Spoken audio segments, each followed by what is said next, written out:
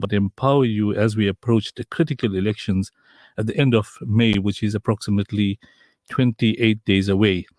As the future of KwaZulu-Natal hangs in a balance, the choices we make now will resonate for years to come. Joining us in the studio are three key figures, and I will introduce them shortly. But today is the 1st of May 2024, equivalent to the 22nd of Shawwal al-Mukarram 1445 AH. That's an Islamic date. As we all know, it's a public holiday, Workers' Day today. And we know the importance of workers in bringing democracy to our country back in the day. And perhaps one of our guests will chat about that a little bit later in the program. But we know the importance that the trade unions played in bringing about democracy in our country. And that's why we celebrate today as Workers' Day. Joining us in the studio are three key figures: Hanif Hussain from the Democratic Alliance, Naren Singh of the Inkatha Freedom Party, and Ravi Pillai from the ANC. They are here to share their visions, respond to tough questions, and articulate their plans for addressing the province's most pressing issues.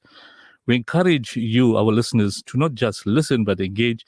Share your questions and concerns via our social media channels or text them to us. We want to hear what matters most to you. This is more than just a chance to listen. It's an opportunity to challenge the narratives, deepen your understanding, and make a well-informed decision when you vote. Stay with us as we delve deep into the matters that affect our daily lives and the future. This is a crucial conversation about our home, our issues, and our lives. Your voice and your concerns are integral to the dialogue, and together we can strive towards a more informed electorate and a more accountable leadership. Now, just to introduce our guests, starting on no particular order, Hanif Hussain from the Democratic Alliance has often criticized the current administration's handling of housing and urban development in KwaZulu-Natal, yet some critics argue that the DA-led municipalities have also struggled with these issues. How does your manifesto address these criticisms, and what specific initiative can voters expect that differ from past strategies? So before I ask and introduce our guests, I want to mention that Hanif Hussain has been, a councillor back in the day. And I remember when I was, the deputy head of the eThekwini municipality, and we used to go to chats with, and he used to challenge us on the condition of our housing provisions in that particular area. And we were very strict during the time. But I had an informal chat with him just before he joined us in the studio this evening, and he was telling me that the situation has gone from bad to worse. So perhaps, that is one area we need to cover. Our other guest is Naren Singh. Naren Singh has traditionally held strong support in rural areas of KwaZulu-Natal, yet there have been numerous reports of inadequate infrastructure and lacking healthcare services, etc. Now, just to go through Naren's CV, I know he's got quite an extensive CV. He has been, in government pre and post democracy. He's obviously in the constituency office in Port Shepstone, KZN, and I believe Ravi is also from that particular area. Naren has been a member since 1994 in the Senate until 1996, redeployed to KZN in 1997 to 2006-2007. He was MEC in KZN for 10 years, returned to National Legislature in August 2007. NEC member for IFP, Treasurer General of IFP. Education-wise, postgraduate diploma in economic principles, University of London in 1997, master's degree in public policy and admin, University of London, postgraduate in public policy, urban studies, Johannesburg. So he's basically a veteran and also a seasoned campaigner, and I'll explain why I'm calling all three guest seasoned campaigners. As far as Ravi is concerned, Ravi obviously held various portfolios. From my recollection, Ravi, he completed his BA LLB at University of Durban University and qualified as an attorney. He practiced law for many years. He was student activist in 1976 and was recruited into the ANC in 1981. He led several civic, sporting, and religious organizations. He played a leading role in the peace process on the South Coast during the turbulent 1990s and was co-chairperson of the local government negotiating forum. He was the first speaker in the Hibiscus Coast municipality before becoming the speaker of Ugu District Municipality. In 2009, he was elected to the provincial parliament and served as the chief whip of the ANC until 2011, when he was appointed MEC for two major departments, human settlements and public servants in KwaZulu-Natal. He served as a branch, regional and provincial leader of the ANC. as well as Provincial Executive and Working Committee. Subsequent to that, Ravi became the Minister of Finance and thereafter the Minister of ECOD. I recall Ravi was involved with us in human settlements, and he was quite strict in the way he handled that committee. But having been successful, he moved into various portfolio committees, and so we're proud to have such a distinguished guest with us this evening. So I thought let's commence our discussion and introduce our first guest this evening, Brother Mr. Muhammad Hanif Hussain. Hanif, Assalamu alaikum wa rahmatullahi wa barakatuh, and welcome to News in Focus live on Radio Ansaar International. Wa alaikum assalam wa rahmatullahi wa barakatuh. Shukran, jazakallah khair for the opportunity. It's good to be back here on Radio Ansaar and engage with some interesting discussions.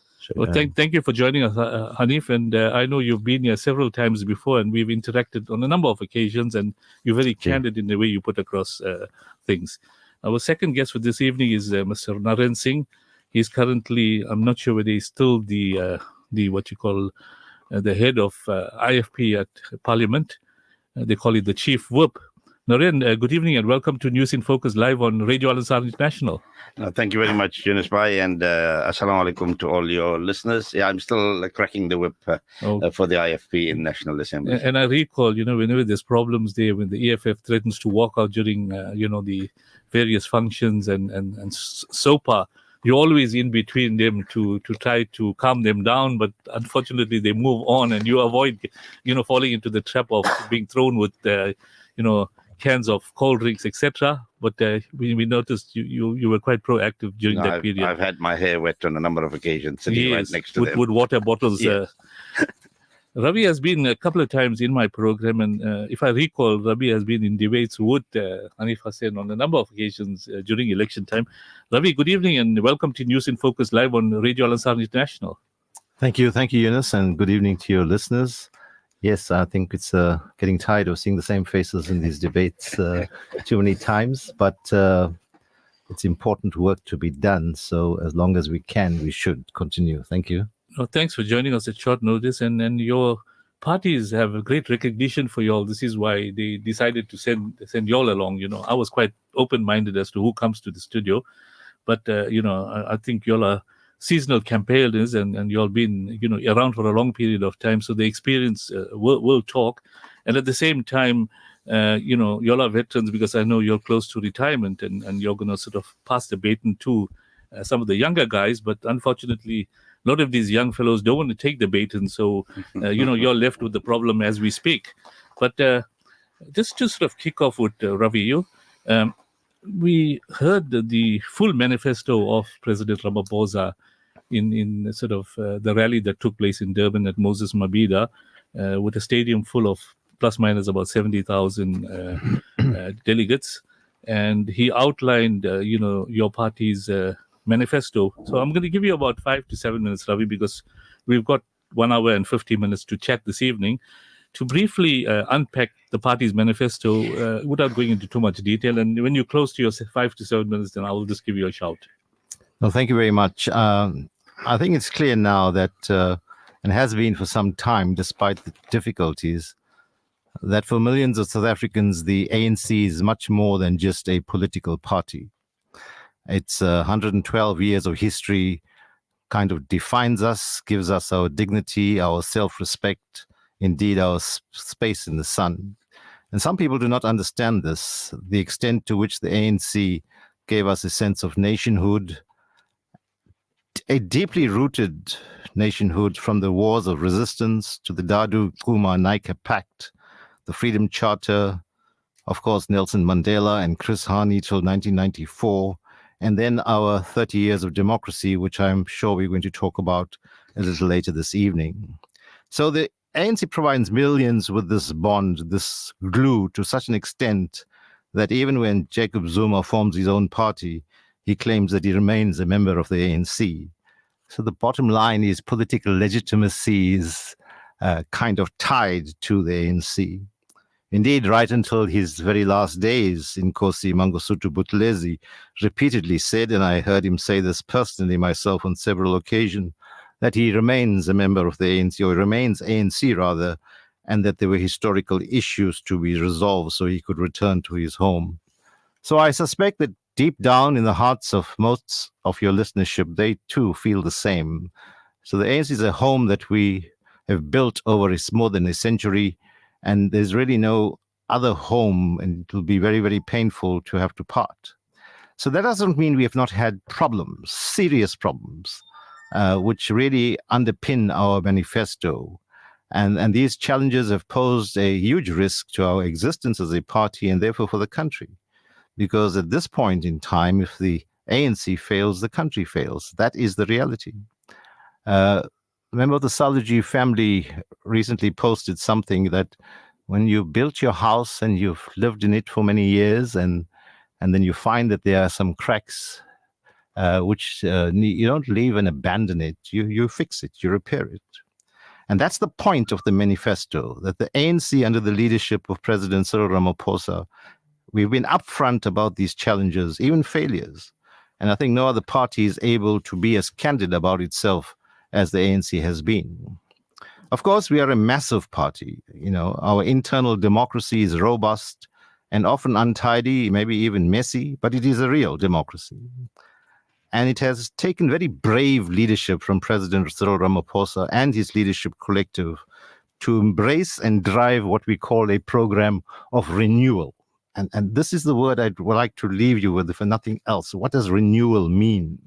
So this renewal program begins to find expression in all aspects of the internal organizational issues, but more importantly, it must find expression in governance, and then in society as a whole, in communities, in civil societies, in religious, traditional, sporting, civic, and NGOs. So we want this renewal spirit to permeate right through and provide a new energy to drive us forward and deal with the challenges that we have. So there's not enough time to go into every aspect. Let me touch on key issues, which I think would be on the top of listeners' minds. So the first one would obviously be electricity, load shedding, and how that has hampered us and how it has affected our economic growth. So there's no doubt about it. We can lay blame, and I think at the end of the day, we must accept collective responsibility for some lapses in proper planning and implementation. But the good news is that we've not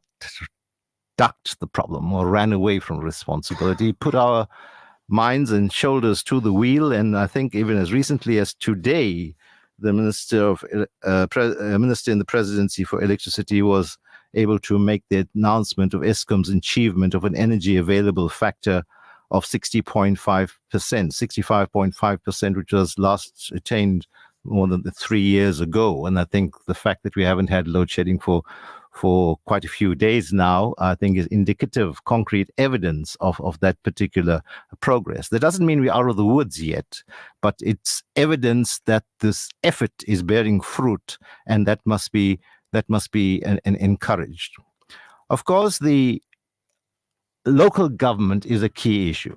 Local government is where many of our problems are, and we feel the pain and frustration of communities in Phoenix or Verulam and Tongaat with regard to the water issue and the dates that were announced and not been able to be met. And let me also take this opportunity to pay tribute to community organizations that have rallied, and organizations like Gift of the Givers and Venpack, who have supplied water at their own cost and organization. It really reflects a spirit of the community that has been quite historic through our since 1860, that the first South Africans of Indian origin arrived. So this local government has to be a key focus of this particular agenda.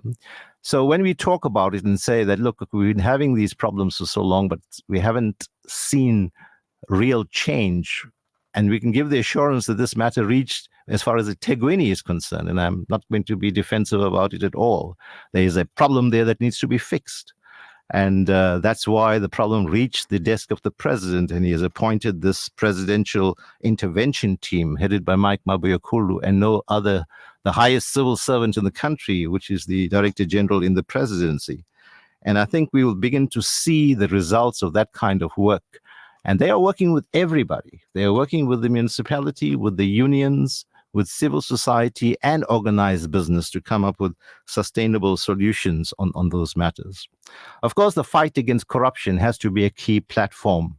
And I think that's been a hallmark of President Ramaphosa's leadership and program. Despite fight back from many quarters, he's persevering with it. The work of the SIU in its recoveries and constant proclamations, I think they've recovered more than 3 billion. They've seized assets to about 10 billion. And that's being reflected in the latest report of Corruption Watch, which says that the reported corruption, I think, is more than 45 to 50% less than what it was in the years prior to President Ramaphosa. So that's finding effect. And I think people in the civil service are beginning to think twice about doing wrong things. Of course, the main issue has to be about the economy and the creation of jobs. And in KwaZulu-Natal, we have what is called an economic recovery and reconstruction plan. I think we mustn't underplay the impact of, firstly, the recession initially, then the COVID, the July 21 unrest, and then, of course, the floods. I think it'll be quite flippant to just say that did not have any serious impact. It did. But I think the signs of recovery are there. The recovery plan has disaggregated our economy into about 14 special economic sectors. So it's not just a spray and pray approach. You're looking at each sector of the economy separately. You've got work streams involving organized business. I mean, your ports are a key aspect of that economic recovery. I think we're quite pleased that Transnet's getting its act together. Pier 2, which is a major development. I think the total port development is about 138 billion. That's had a privatized concession, although it's been challenged in court. We'll see what happens there. And the whole back of port development right up to the old Durban airport. That's going to have major impact. I mean, Durban represents 55 to 60% of KwaZulu-Natal's economy. So too with Richards Bay, because there's a shift of functions. I mean, the N3 and N2, Sanrail is a key economic player. And that's, you can see it on the roads, the N3 and N2, you can see the massive work that's happening. So on that score, I just want to say that as KwaZulu-Natal, we have tremendous competitive advantages. We've got to get our political stability right, and I think these elections are a important step as far as that is concerned. Of course, the intra-Africa trade fair has been held here, and that's opening up the whole African market to the economy to South Africans and vice versa.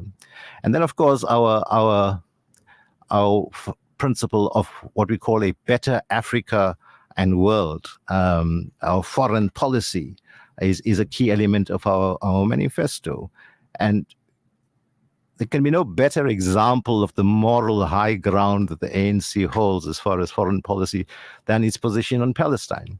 And that's not an opportunistic knee-jerk response. The issues and policy on Palestine and Western Sahara has been there since I joined the ANC way back in the late 70s. So it's been a consistent policy position. And now the very brave work by the President and Minister Naledi Pandor to take the Palestinian issue to the ICJ has been a massive step. I hope this is not a correct quote, but I'm relying on Aslam Mayet, who quoted MTR Suleiman from Gift of the Givers when he said, look at Palestine. What does Palestine have? It's got nothing to offer. It's got no gold. It's got no oil. It hasn't got a strong economy. It's got nothing to offer South Africa in return in material terms. In fact, South Africa faces grave risks by doing what it did. But it's because it was a moral, principled position that South Africa was prepared to stand so strong on. It's earned the respect of most of the world. And that is the kind of policy position, I think, which I hope your listeners will take very, very seriously. You know, I think the challenges that we have as far as some of the service delivery is concerned, we can fix. We can fix the roads and we will fix it. We'll fix the water. But if you sell your soul, I'm not sure whether you'll be able to fix that.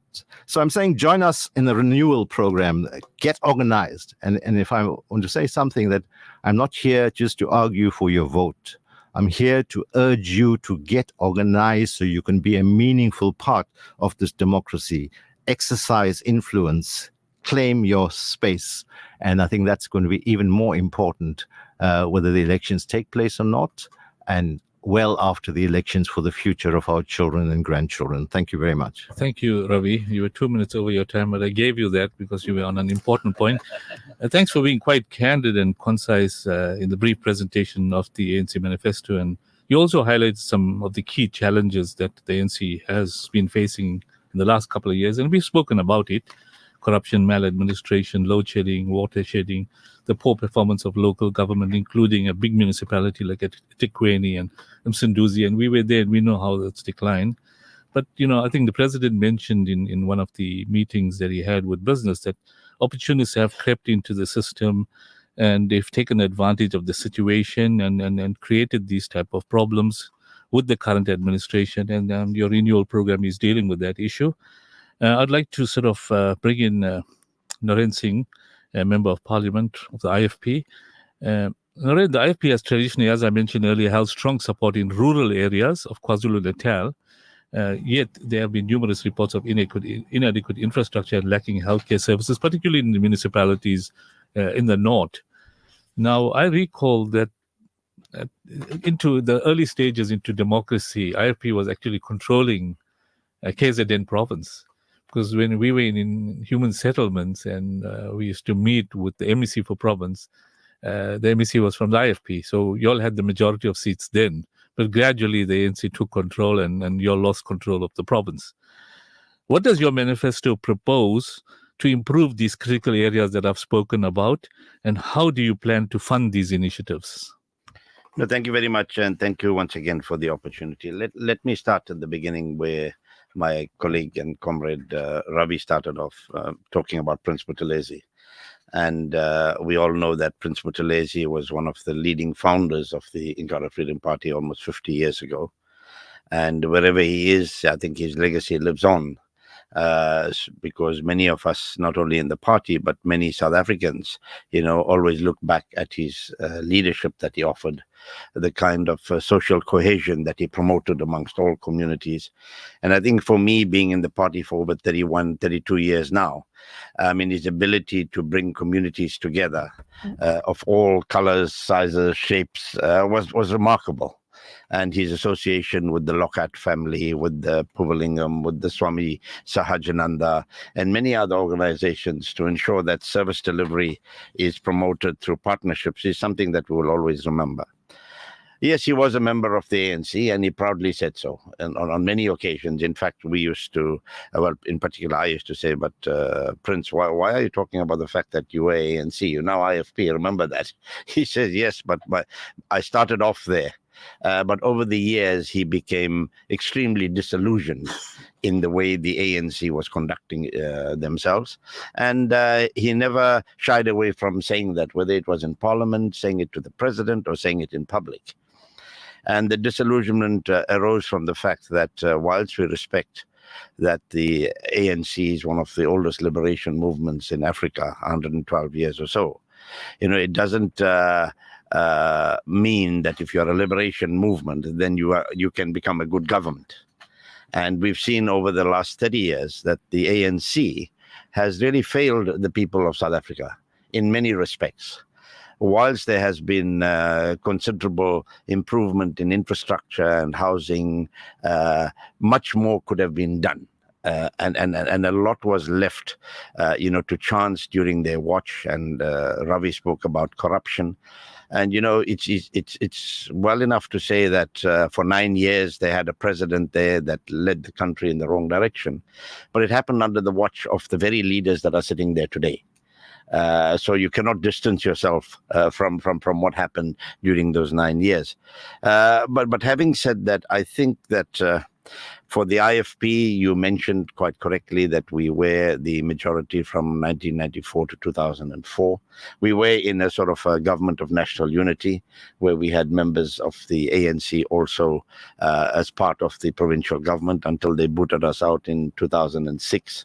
And I'm using that word, in its correct sense, we were booted out in 2006, although we accommodated the ANC from 1999 to 2004. Before that, it was a government of national unity. And I think we all had a right. Every party was had a certain percentage, had a right to participate in government.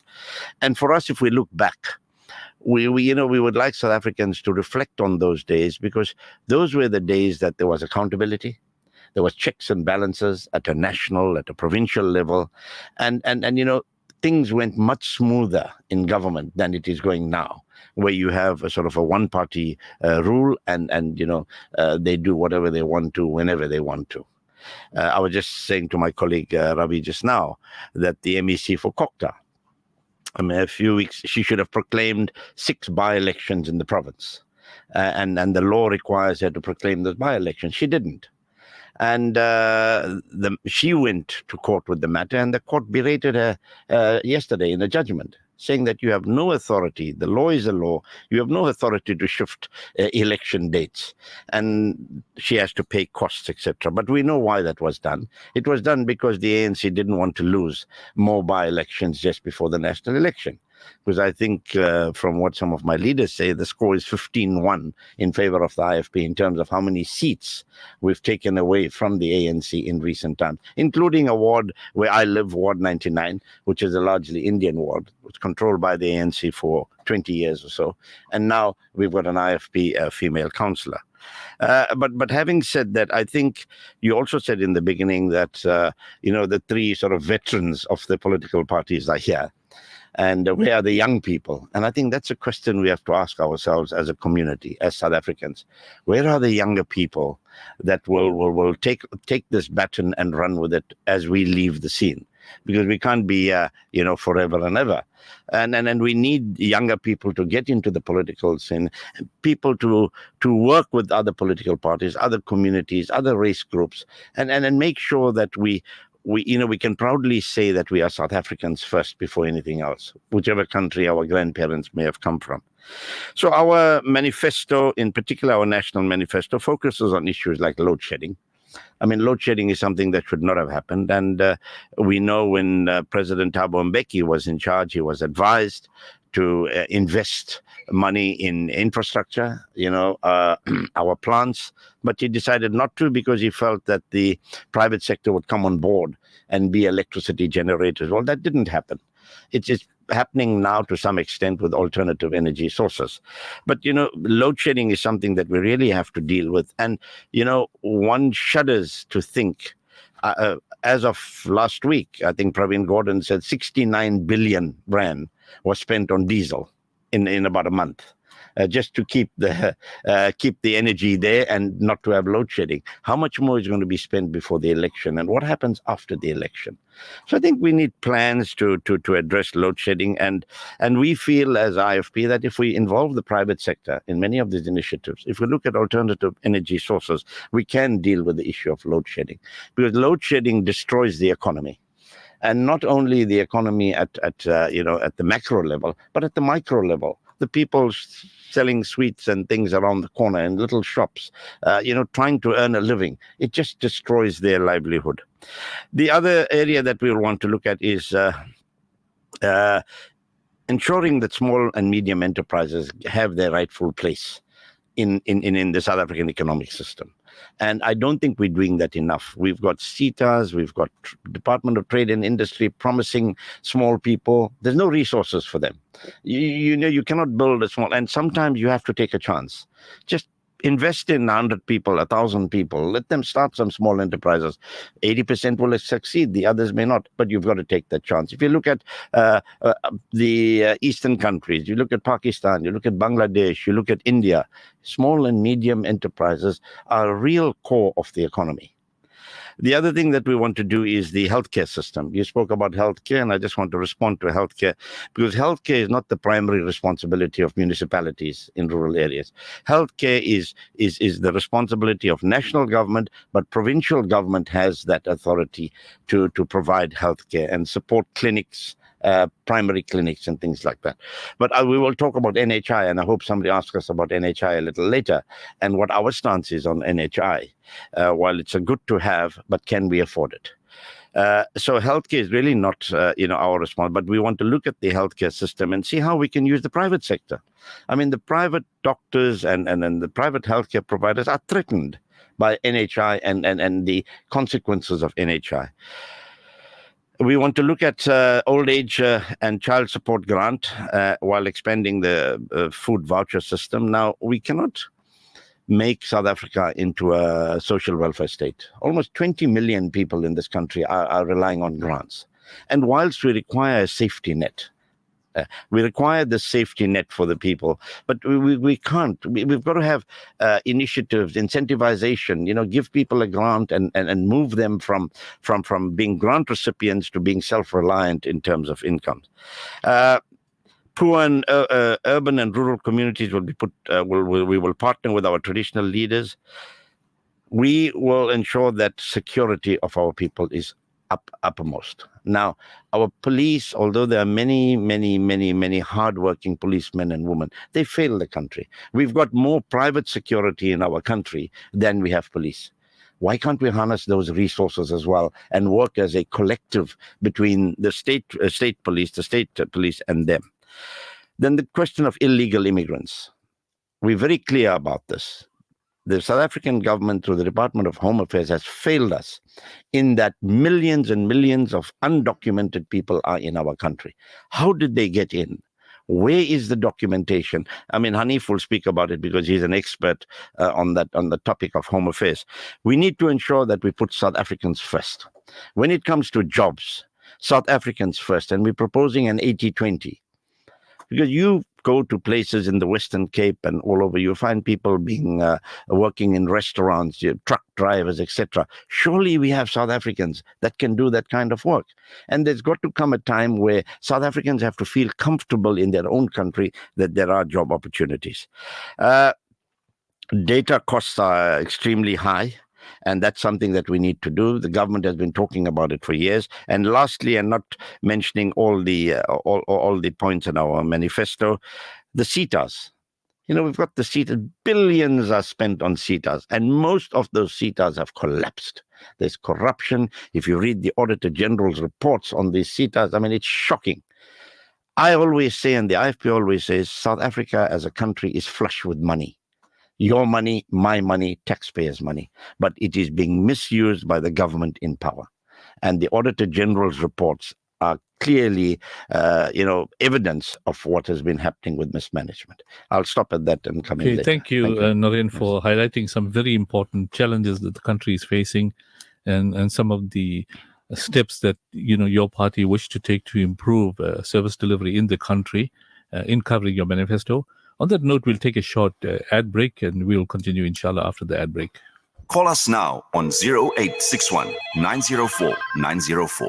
The chaos and destruction of the Gaza Strip is beyond comprehension. Virtually everyone is displaced, hungry, and in urgent need of life-saving humanitarian support. The Al-Imdad Foundation has been working tirelessly to address the health, nutrition, and water needs of the population. Our hospital, water deliveries, and hot meal programs are made possible with your support. Your donation, big or small, is a lifeline for those in dire need. Help Gaza survive. Donate online at alimdad.com or call 0861 786 243 for more information. Join us at Radio Ansaar for the Green Thumbs Up Bonsai and Orchid exhibition on the 5th of May at 207 West Road Conference Centre. Dive into the world of beautiful bonsais and orchids and place your vote for the People's Choice Award.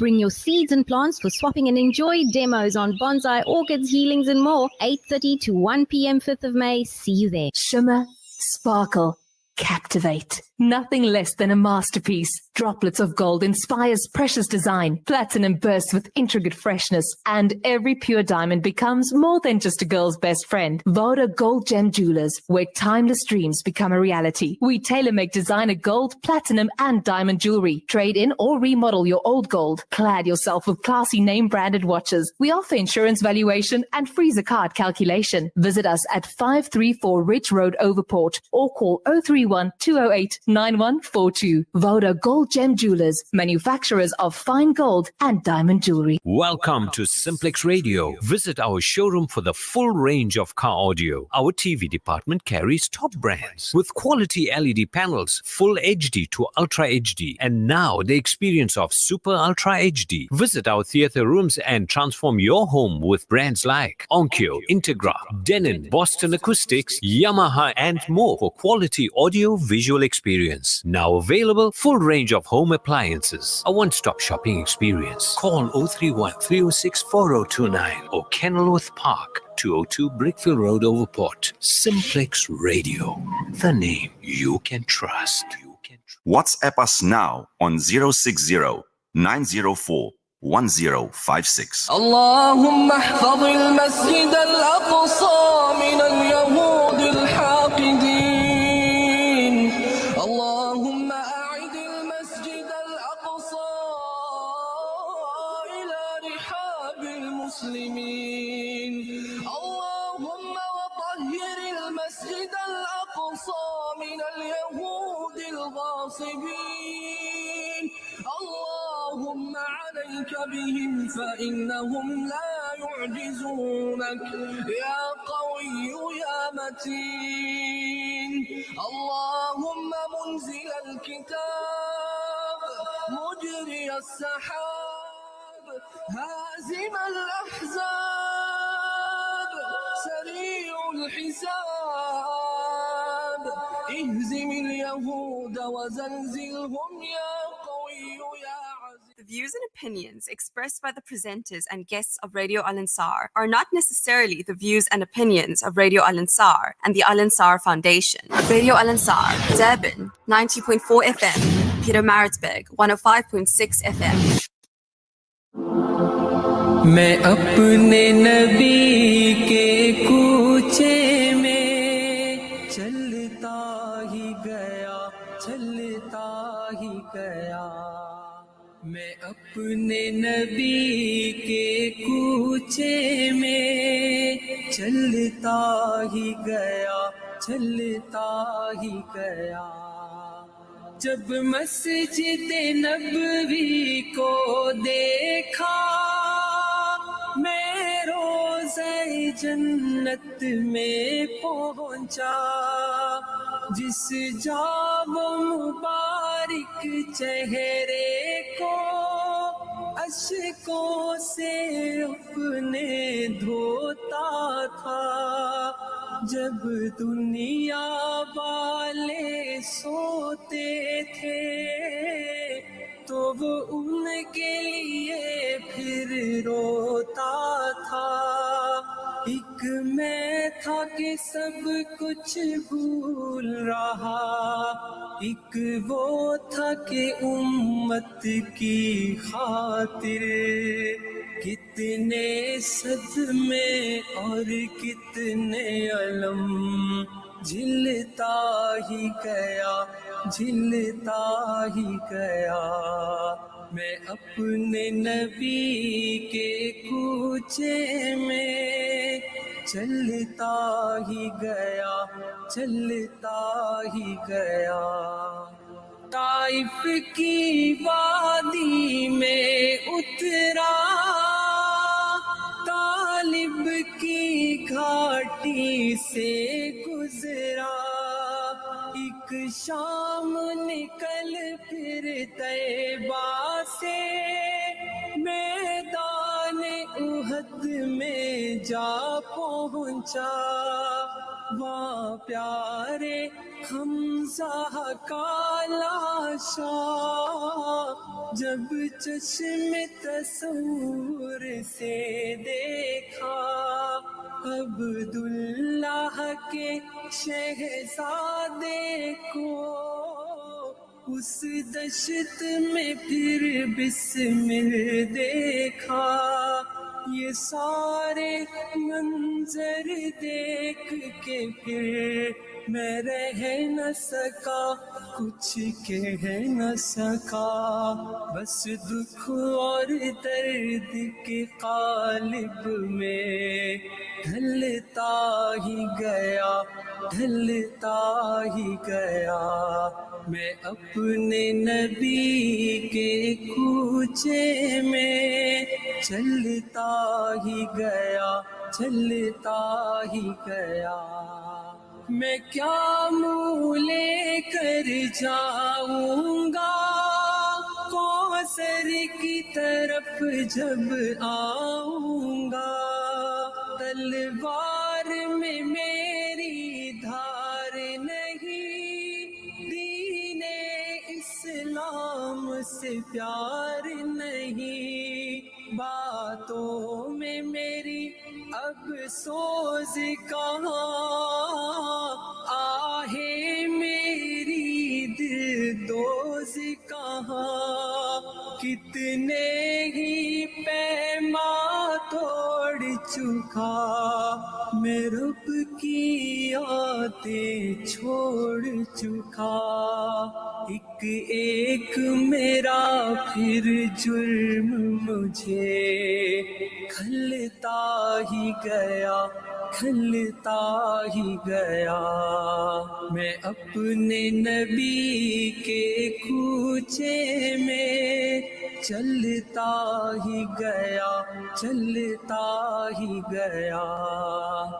फिर लौट के जब मैं घर आया एक शम्मा साथ ही ले आया ये हुब्बे सुन्नत की शम्मा जिस दिल से फिरोजा की मैंने उस दिन से मैं परवाना बनकर जलता ही गया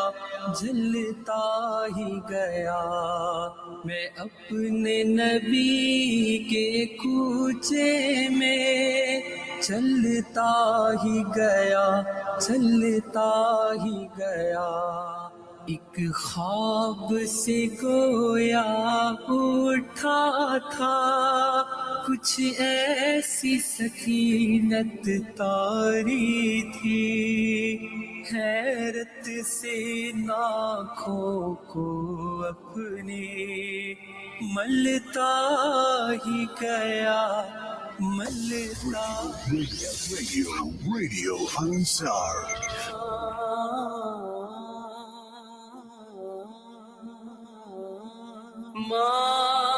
WhatsApp us now on 060 904 1056.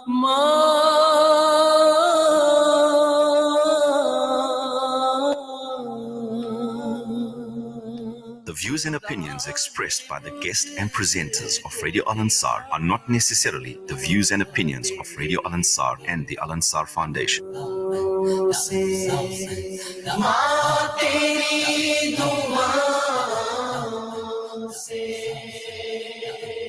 मिला है जो भी मिला तेरे दुआओं से Assalamu alaikum wa rahmatullahi wa barakatuh. Welcome back to News in Focus live on Radio Al-Ansar International, broadcasting on the frequency Durban 90.4 FM, Peter Marisburg 105.6 FM, and audio streaming on www.alansar.org.za. Before the news break, we were chatting with Ravi Pillai, who gave us a brief synopsis of his party's manifesto and highlighted some important areas that the ANC needs to improve in terms of their governance, and sort of accepted there were challenges in which need to be dealt with in terms of the ANC's renewal program, followed by MP Naren Singh, who indicated that they had some concerns about all the challenges that were raised, and the fact that 69 billion is being spent on diesel to keep the lights on is cause for concern. And he highlighted other areas that need attention in terms of his party's manifesto. And now we're going to have our friend Hanif Hussain from the DA. Hanif, I mentioned to you earlier that today we have 5 DAs in South Africa. The first DA is the DA. The second one is Action SA. The third one is Rise and Sanzi. The fourth one is BOSA, which is basically Build One South Africa, and the fifth one is IFP, not in through the pact that's going to take place. So, Hanif, I mentioned to you that, your party has been highly critical of the current administration, particularly the handling of housing, urban development in KwaZulu-Natal. Yet many critics argue that DA-led municipalities have also struggled with these issues, maybe save for the Western Cape, but obviously there are comments coming through that there's a lot of maladministration there as well. How does your manifesto address these criticisms, and what specific initiatives can voters expect that differ from past strategies? Well, let me just say this. Firstly, Yunus, Jazakallah khair for the opportunity. Assalamu alaikum wa rahmatullahi wa barakatuh to you and to our listeners. In less than a month from today, South Africans are going to go to the polls to choose a new government. And this is not going to be just an opportunity, but the right of South Africans to decide who determines their future. I want to ask us to maybe reflect on the state of our country and how things have changed just over the last 5 years. Forget about the last 15 or 30 years. And closer to home, crime has increased, for example, so drastically that even our police are afraid to act against criminals anymore. They're overwhelmed by the increasing number of criminals who they know that the police are not going to come looking for them, which is why they continue doing what they're doing. How often do we see on social media, for example, people committing crimes right in the presence of our police, and they stand by on the sidelines and watch? Remember not too long ago when thousands of South Africans went on a looting spree for days on end. The police were completely absent, and up until today, thousands of them have gotten away with it, and the police have given up on even catching those crooks. This is a normal day for South Africans. Innocent civilians are being butchered and the police don't even care anymore. The situation is so bad that people don't even bother to report crimes anymore because they have lost all hope in our government's ability to keep them safe. And every year, millions of South Africans are added to the list of unemployed in our country. Wherever you go in our city, in the province, or even in the entire country, unemployed poor and homeless people are roaming on the streets and begging on street corners. Over the last few years, we have all seen the situation has worsened in our own city. There's not a single intersection that you can pass by these days without finding a desperately poor person begging for a few cents just to feed their families. This is actually a representation of just how bad the situation has become in our country. Over the last few years, we have seen how our cities and the entire country is starting to deteriorate. Our streets are filthy and potholes go unfixed for months on end. We drive around and see water and sewer flowing onto our streets, and the government in charge turns a blind eye. The situation is so bad that our beaches are no longer visited by the millions of tourists who used to flock to our city before. Over the last two festive periods and this past Easter weekend, for example, our beaches were completely empty. People don't come here anymore because our city is so filthy. And this has had a massive impact on the number of businesses and the jobs in our city. And it doesn't appear to be getting any better. Billions, not millions, but billions of rands have been stolen by our government through tenders and corruption. And now they have run out of money to invest in a better future for our children. We live in a country, Yunus, where there are more people surviving on grants than there are taxpayers. In most other countries in the world, it's the other way around. There are now massive communities who go without water for days, and sometimes for weeks and months. Our government has failed to invest in maintenance programs, and now the aging infrastructure is bursting at the seams because they cannot keep up. The situation is only going to get worse in the next few years, and I can guarantee you that all of us are going to become victims of this failed government if we don't act now. Almost every single government department is dysfunctional, and nothing works like it used to. But how did we come to this? How did we allow our government to actually steal billions of our hard-earned taxes and get away with it? Part of the reason why they got away with it is because millions of level-headed, hard-working South Africans didn't bother to go out and vote and actually protect their own future. They left it to others to decide on their behalf who will manage their taxes, and this is why we are in this mess. Let us be honest about one thing, Yunus. The ANC government inherited a country with some of the best infrastructure in the world, and they messed it up. Instead of building, they were busy stealing. And it's now starting to catch up with them. We were hopeful that they were going to build on that infrastructure for those who didn't have it in the past. On the other hand, over the last 10 years, millions of South Africans have been getting behind the DA in many cities. Slowly but surely, we have been working hard out there in our communities, activating society and making them realize that unless we all get together and rescue our country, there will be nothing left for our children. We're grateful for the support that the DA has been receiving election after election. And we've been growing slowly but surely, town by town, city by city. We've managed to remove the ANC from government now in more than 30 municipalities in the entire province. And wherever voters have put their trust in us, we have not stolen their money. We have invested every single cent in building a better future for the people who entrusted us to govern. That's why you would find unemployment is always the lowest in places where the DA is in government. Streets are cleaner, people are safer, and things work where the DA governs. We employ the best people for the job, not corrupt comrades who care only about feeding themselves. And we have a proven track record. We don't just make promises in every election to make things better. We get the job done. Right here in KZN, for example, in the Ameri municipality, the voters abandoned the ANC and put their faith behind the DA. In just a few years, how it looks completely different. The streets are cleaner, there's no corruption and mismanagement of funds. And as a result, today, more businesses are flocking to the town than they have been before. And we'll talk about that later. More people are finding jobs in Howick today than under the ANC government. So we've rescued more than 30 municipalities in the entire province. We can do it here in KZN too. But we're not going to be able to do it.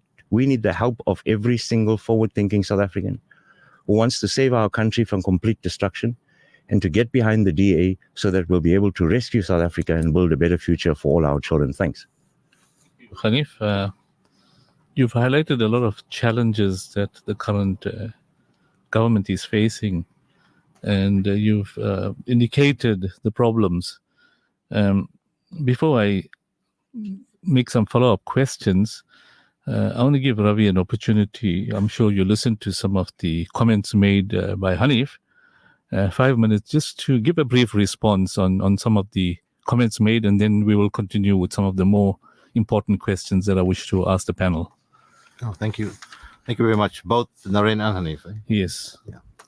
No, look, I think I'm not here to defend mistakes that were made and outright failure.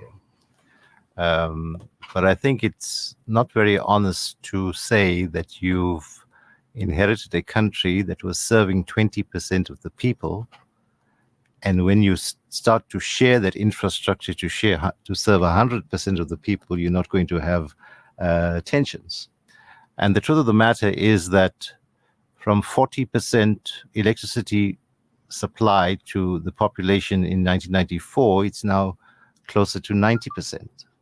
And water has a very similar acceleration. So we have to share what we have with the entire population. Yes, they hasn't kept pace with that development that has been required, but I don't think you can underplay that as a fantastic achievement in bringing so many people into that level of service delivery. In fact, the Department of Water, because of national and international challenges as far as climate change is concerned, is coming up with the slogan of some water for all, because in worldwide you're going to have these particular challenges.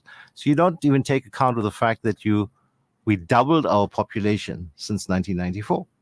We doubled up, apart from the backlog that you've had, where you were serving only 20% of the population. Now we've actually doubled our population, and we still reach the kind of percentages that we did. And I think those are phenomenal achievements, which should not be underplayed. And that is why, in fact, you had millions of people voting for the ANC, and I believe they will continue to do so, despite the challenges that we admit that we have to deal with. So the real question viewers will have to ask themselves are, what is the credibility of the ANC's renewal message and ability to deal with these issues? What is the ability of any other party to come into power, firstly, and then to deal with these issues? Because you'll have to deal with the same millions in our society with the skills levels as where they are and the expectations as they are. So I think it's a bit shallow to think that you're going to be able to first come into power and secondly achieve these things overnight. Now, I think the president has been very strong in acknowledging those things that need to be put right, whether it's around employing the right people, whether it's around budgets being used for the purposes for which they must be used, proper budget management. In fact, there's a statistic that's released by the Auditor General just a week ago that shows that the numbers of clean audits have increased exponentially. So that's the kind of progress that we want to achieve step by step. And I think I'll be deceiving resident viewers or listeners if I said that's going to be an overnight process. But again, the intervention, let's take eThekwini, the intervention by the presidential team to bring everybody together, deal with those issues, for me, it gives me serious hope. I think the issue of, I just want to go back to younger leadership, which Naren spoke about. I think we should not be despondent about the prospects of younger people. I think they are there. We need to encourage them. We need to give them hope. I mean, for example, in the ANC, I can think of somebody like Maggie Govan, not quite young, but younger than us, much younger than us. Maggie Govan is much younger than us. I expect to see her in the National Parliament. Someone who's not far from me here now, Imran Subratri, a new entry into the political framework. I expect to see him in Parliament.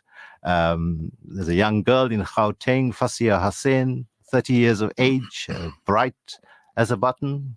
Our own Brandon Pillay here, Previn Verden, Brandon George, a young guy in Maritzburg, Sandeep Odram, doing good work in the Kwaduguza area, Selvin Chetty in Port Shepstone. So I thought that's important to say to our viewers that these are young people out there working every day. We need to link with them and give them support because they are the ones who are actually interacting and even contesting municipal officials daily on issues, and that's what it is required.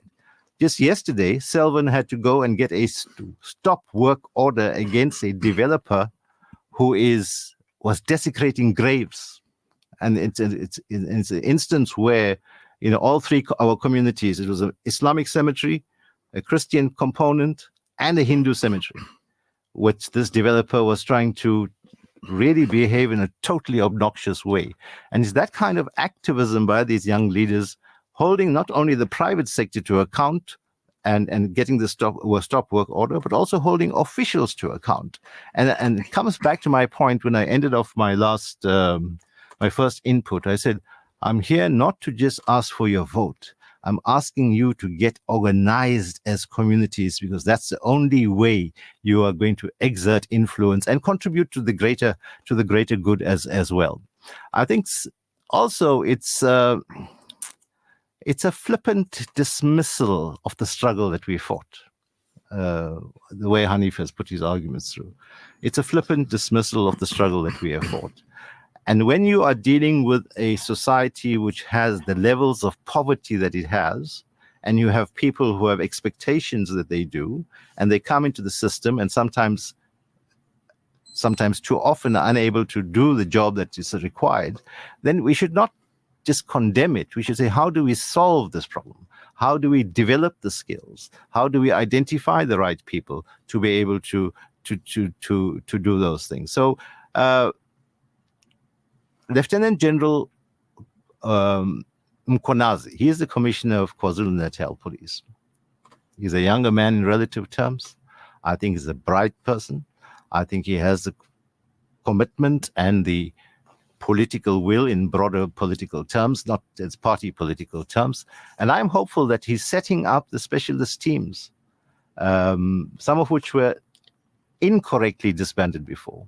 The specialist teams, whether it's regard to the drugs, whether it's regard to the construction mafia. And from where I'm sitting, I'm beginning to see evidence of that work bearing fruit. So in every sector, I think we will be able to do that kind of step-by-step work to recover ground.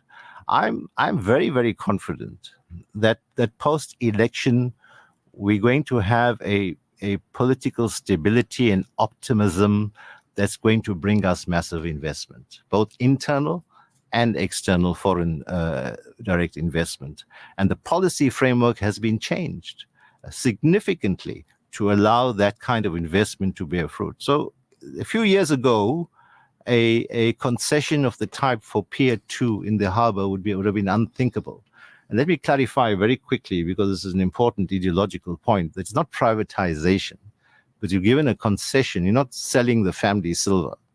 That is a concession to operate it for a period of time, which is 20 or 25 years. Our task in that time is to build the skills of our own people to be able to operate it and not require a foreign operator to come in. And that is a principle that can be replicated across quite a few sectors. I certainly do not want that to happen in the water sector, by the way.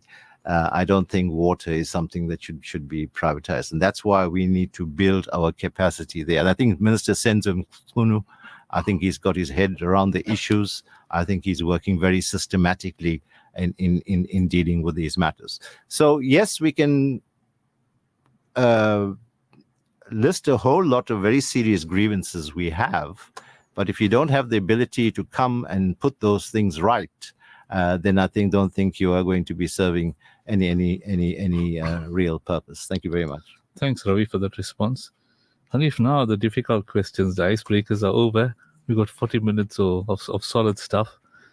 One of the political analysts mentioned in a recent media release that the DA must be warned that it may lose not only Muslim votes but other votes due to its perceived pro-Israel stance. Now, he mentioned here that Muslims across South Africa could punish the DA in the Western Cape and nationally at the national and provincial elections in May for the party's stance on Israel's war in Gaza. Obviously, this professor mentioned that your leader, John Steenhuisen, the comments he made about whether genocide was being committed by Israel in Gaza, and what he mentioned, I quote, "One man's genocide is another man's freedom," said Steenhuisen when asked about the military actions of Israel in Palestine. Now, Ravi responded the government's response in the ICJ, meeting or case they had. Now, following Steenhuisen's comments, some called for a fatwa, directive, to be issued that is absolutely haram, not permissible for Muslims to vote for the DA under these circumstances. Steenhuisen's comments were in stark contrast to South Africa's government hauling Israel to International Court of Justice, accusing the country of committing genocide against the Palestinians in Gaza. Now, the DA also fired Khalid Kachalia from its shadow cabinet over a tweet regarding the conflict in the Middle East. Kachalia shared a post on X, formerly Twitter, about the ongoing conflict in Palestine, and he said, "I will not be silenced. Israel is committing genocide. Full bloody stop." So obviously there are some serious issues being raised about the DA stance on Gaza. One of the listeners sent a message now, and perhaps Hanif, with your comments on this article, a gentleman by the name of Frank from Piemberg, he says, "Can I ask the DA's rep, with the DA's previous election results in KZN, is it not being over-optimistic in saying to potential voters Mr. Papas will be the KZN premier?" That's the first question. And secondly, and with the DA's position on Gaza, do they acknowledge there will be an exodus of not only Muslim voters, but others from the DA come the 29th May 2024? Your response, Hanif? By how many times I've sat in this very radio station and dealt with this question. But it's slightly different now. It was basically the stance on Palestine. Mandela made his comments that South Africa will not be free until Palestine is free. That seems to be the theme. But this one is slightly different. The current government took a serious stance. And as Comrade Ravi mentioned, they sacrificed a lot of issues in taking that stance. Your leader now is gone another direction. Sure. So let's be concise and let's be sort of straightforward in the response. I know you're representing the DA, but and you know me to be straightforward. That's right. So I want you to give us a straightforward response, like a normal human being. You'll get no other response but a straightforward response from me, and you know me well to do that. Go for it, Hanif. And I've sat here in this radio station and many other radio stations in every single election, and this issue has always become an issue. And straight after the election, more than 90% of Muslim population, or the large majority of them, if I must not quote a figure, have still voted for the DA. Why? Because if South Africans voted on religious values and principles, the ACDP will be the ruling government. People don't vote on that basis. When we went to the elections in the last occasion, people voted for us for a specific reason. And that's the mandate that we have. And that's the mandate that we stick on. Now, I can tell you this, Eunice, you can falter the DA for a number of things, whether a councillor didn't answer a telephone call or an email or whatever. But the one thing you cannot falter the DA for is its good governance record. Wherever we've governed, we've done a good job of it. Why? Because we put South Africans and the people who voted for us first. That, for us, is our primary focus. Now I get it, there's a large number of people, and a lot of them are also stoked by the ANC as well, to try and drive a wedge between the Democratic Alliance and the Muslim community, creating the impression on social media that the DA is anti-Muslim and so on. All of that is not true. I've been in the DA now for almost 20 years. And we have many, many Muslims, leaders, councillors, members of parliament. All of us operate in the DA with the highest level of respect. There's no anti-Muslim sentiment in the DA. When it comes to a Friday Jummah session, if we're sitting in parliament, we don't even have to ask anybody, we just leave. On days of religious holidays, especially when it comes to Eid or any other days, nobody's expected to come to a meeting. So the level of respect for the Muslim community and us in the DA is exactly the same as there is for any other religion. And so there are a small bunch of ANC people who want to drive that wedge between the DA and the Muslim community, but it never works. Election after election, it doesn't work. Because people are not stupid. They're smart enough to see the difference. And our focus as the Democratic Alliance is to rescue South Africa from complete ruin. My friend Ravi was talking earlier about the things I give a flippant dismissal of the struggle. It's the South Africans who are struggling right now. So if you think I'm flippantly dismissing their struggle, actually I am. Because what I care more about is the struggle that people are going through these days. I 100% respect the work that our leaders in our society have done decades ago. Many of them have lost their lives for that. I have the greatest regard for that. But this is where we are in South Africa today. What's going to happen to the future of our children? And this issue about Israel and Palestine, they can try as much as they want. I've said this before on this radio station. I'll say it again. Invite me after the elections and I'll come and show you again, once again, that the large majority of the Muslim community will still vote for the DA because they trust us when it comes to good governance. On the other hand, they can't trust the ANC. The ANC, you can give them gold. Either they'll take it to the pawn shop or they'll turn it into silver. But they trust the DA. And that's why the DA has been growing year after year, election after election, town by town, city by city. The one of your callers sent a message about, are we not optimistic, too optimistic about our success? Well, judge us on our record, actually. Don't judge us on dreaming like what the ANC does, because every year, early election, they come and dream about things. I want to remind you, in 1994, there were 3 posters. Houses for all, you remember that? The Indian community doesn't get anything. We're in the last in the queue. Jobs for all, remember that?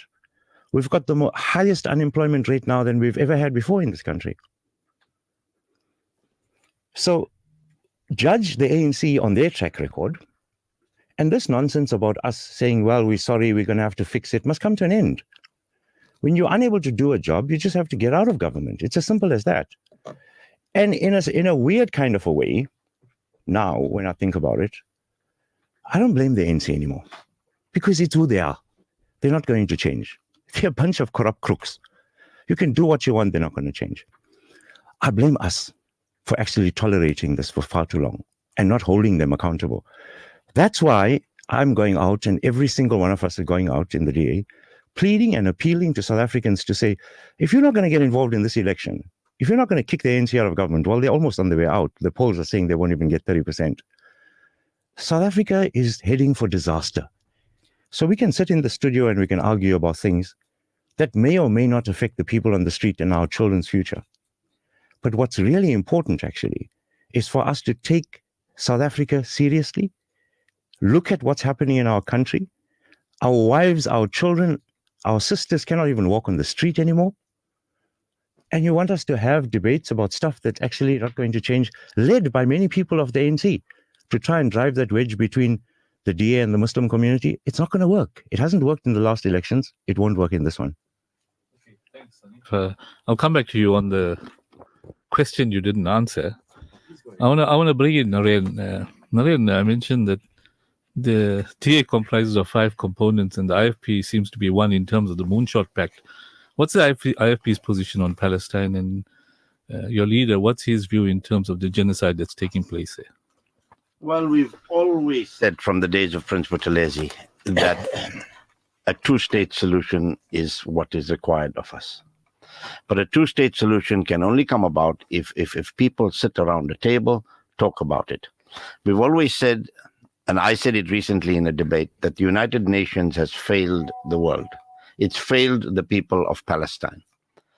We spoke in a debate recently where there was a motion in the House, and I saw many of our names there as people who voted against the motion, because people don't understand how motions work in Parliament. And that's why I carried some documents, Yunus, to leave with you and your colleagues about what a motion is all about. It's not a question of asking a question, shall I go home now or not? There are so many elements to that motion. There's about 10 elements to the motion. And we agreed to almost everyone, but you can't say in Parliament you agree if you disagree with the fundamental issue of closing down an embassy and shutting down the ability to talk to the other party. South Africa is where it is today because President Nelson Mandela, when he was not president, way before 1994, was negotiating with the National Party government a new order for South Africa. He negotiated. They tried the armed struggle. They tried sanctions. It didn't work. And those two issues is what divided us and the ANC. Because Prince Buthelezi didn't believe in those two concepts because our people said no. All right? And that divided the ANC and us. So our stance on this motion was, don't close the ability to talk to each other. And we respect the fact that the government went to the ICJ and got that kind of ruling because it gave more impetus into what is happening there. But we condemn killing of any human being, especially women and children. The atrocities that occurred not only in Israel and Palestine, in Darfur, in Western Sahara you spoke about, in South Sudan, in the DRC. All these things need to come to an end. And the only way it can come to an end, if the United Nations, which is supposed to be the mother body to take charge of ensuring that there's world order, does its job, and it's not doing its job. So we'll always stand for a two-state solution. We'll always condemn any kind of atrocities from any side. And that's been our position all along, and we stick by that position as we move forward. I'm just going to play a video clip from a political analyst on the two-state solution for the benefit of those seated here and our listeners. I will ask our technician to play that clip. Just catch a listen carefully. Radio Ansaar, Durban, 90.4 FM. Peter Maritzburg, 105.6 FM. Listen to the language of those who support two-state solution or claim that they are supporting the two-state solution. Palestine must be demilitarized. Sorry, why should Palestine be demilitarized? Don't they have the right of self-defense? Aren't their life in danger much more than we Israelis? What other country in the world is demilitarized? Why would they be demilitarized? Why can Israel possess any possible weapon in the world and Palestine has no right to have any kind of weapon? What kind of justice is this? Based on what? On being the chosen people? On being the victims of the Holocaust? On what? And what does this has to do with the Palestinians' rights? And that's only one example. The two-state solution was never born. Israel went for it after many years of opposing it because they saw that this can lead to decades and decades of occupation without doing anything. The views and opinions expressed by the guest and presenters of Radio Al-Ansar are not necessarily the views and opinions of Radio Al-Ansar and the Al-Ansar Foundation. Audio stream across the world on radioalansar.co.za. WhatsApp us now on 060 904 1056. Radio Al-Ansar, Durban, 90.4 FM, Peter Maritzburg, 105.6 FM. Call us now on 0861 904 904. Welcome back to News in Focus, live on Radio Al-Ansar International, broadcasting on the frequency Durban 90.4 FM, Peter Maritzburg 105.6 FM, and audio streaming on www.alansar.org.za. I wouldn't call it a debate. The interview is now hotting up on the Palestine issue, and some listeners are coming in fast and furious with the questions. This one is to our DA member, Harif. Assalamu alaikum. The NC is not driving a wedge. This is what the listener is saying. Your leader just did that. What is your view on the genocide in Gaza? Because they're saying you're avoiding it. You're talking about service delivery, criticizing the ANC for running amok in the last 30 years in this country, but you're not addressing a very fundamentally important issue on the humanitarian situation in Gaza. Your comments, Hanif. Shukran. So, I said earlier that a lot of the information that is shared on social media, much of it is untrue. And I wish that people will engage with us more often on this. I just want to quote you a statement that was read out in Parliament, not a media statement. It was read out by our Shadow Minister of International Relations in Parliament about where we stand on that issue, and just give me a moment to read it. And I'm quoting directly from that. This is exactly how the speech is. And I won't read the entire speech because it's quite lengthy. And what she said, we embrace rationality based on peaceful coexistence for both a secure Israel and a free Palestine. We seek the triumph of rational forces committed to peaceful coexistence on both sides of the terrible conflict.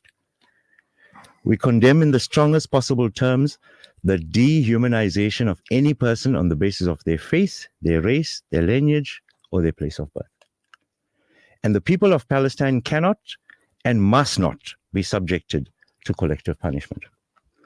This is why the DA condemns in the strongest terms Israeli radicals like Minister Eliyahu, who over one of the weekends threatened to use nuclear weapons against the people of Palestine. We condemn that.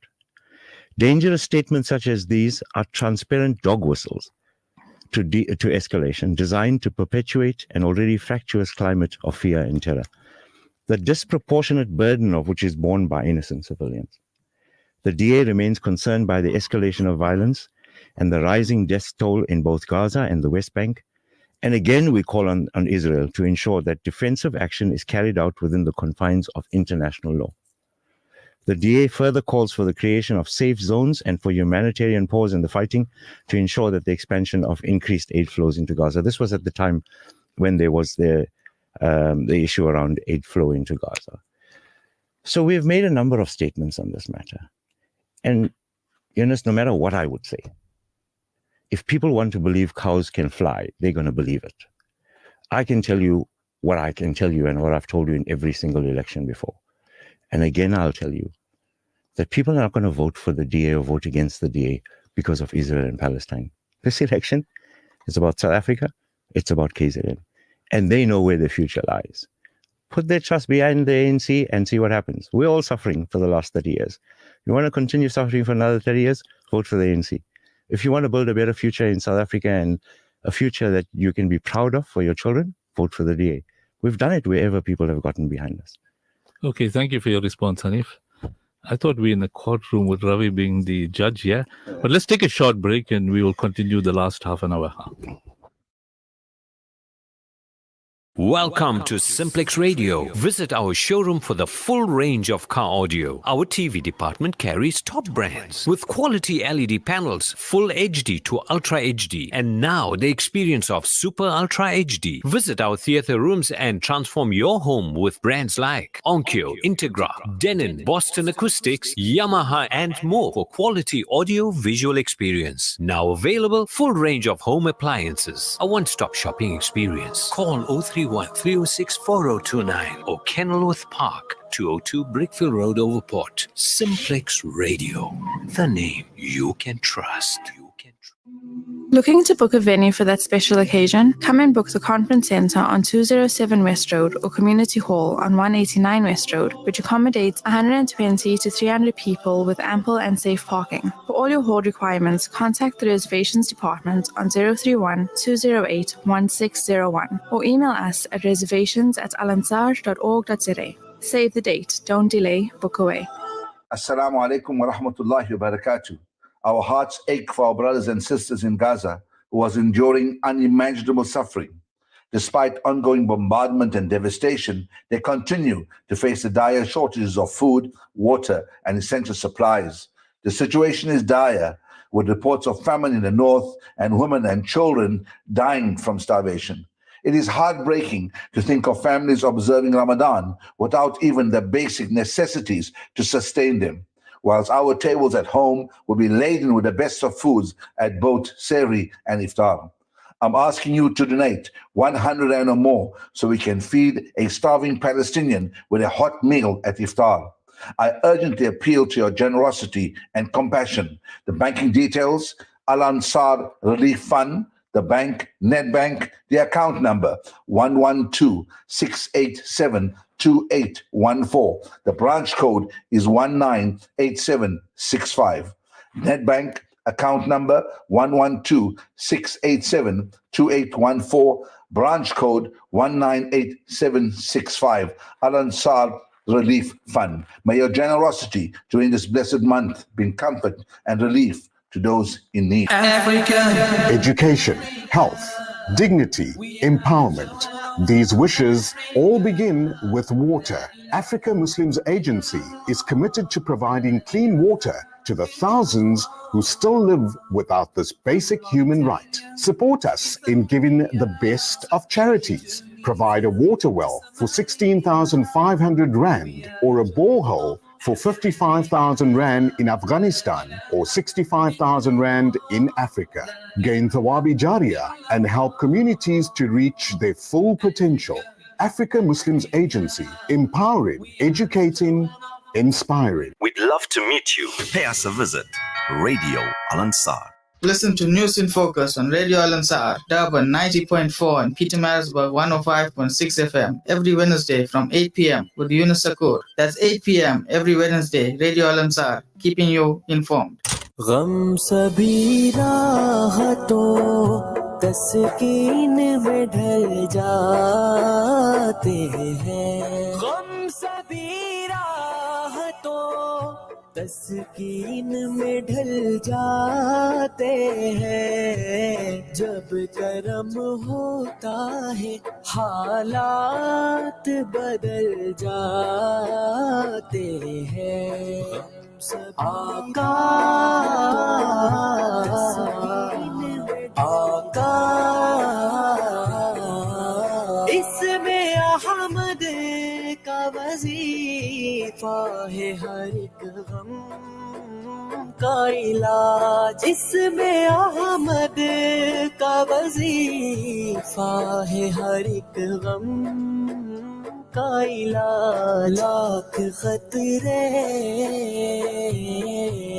Lakh खतरे हो इसी नाम से टल जाते हैं जब लिया नामे नबी मैंने दुआ से पहले हो गई मुझ पे अता मेरी खता से पहले लाख खतरे हो इसी नाम से टल जाते हैं ये नाम कोई काम बिगड़ने नहीं देता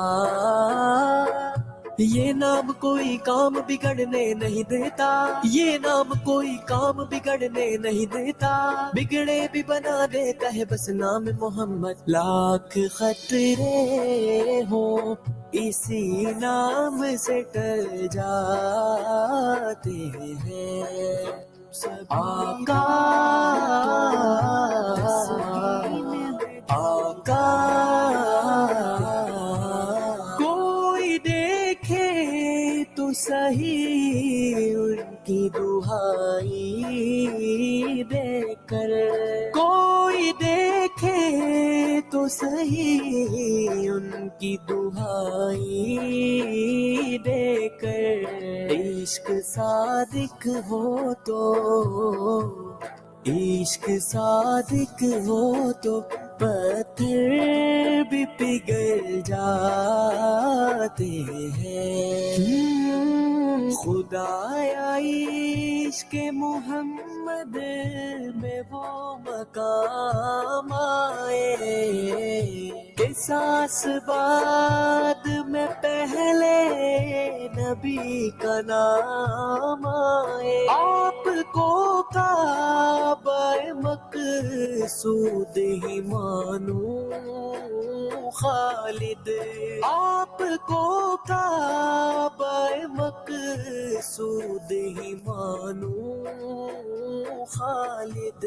आपके दर पे सब, आपके दर पे सब अरमान निकल जाते हैं। गम सभी राहतों तस्कीन में ढल जाते हैं। जब करम होता है हालात बदल जाते हैं। Radio Ansaar. जन्नत की हवा, माँ की दुआ, जन्नत की हवा, जन्नत की हवा। खुदा ने मुझे को दिया तेरी दुआ से, माँ तेरी दुआ से, माँ तेरी दुआ। Call us now on 0861 904 904.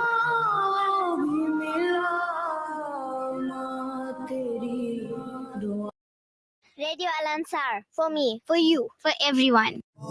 Your station, my station, our station, Radio Al-Ansar. The views and opinions expressed by the guest and presenters of Radio Al-Ansar are not necessarily the views and opinions of Radio Al-Ansar and the Al-Ansar Foundation.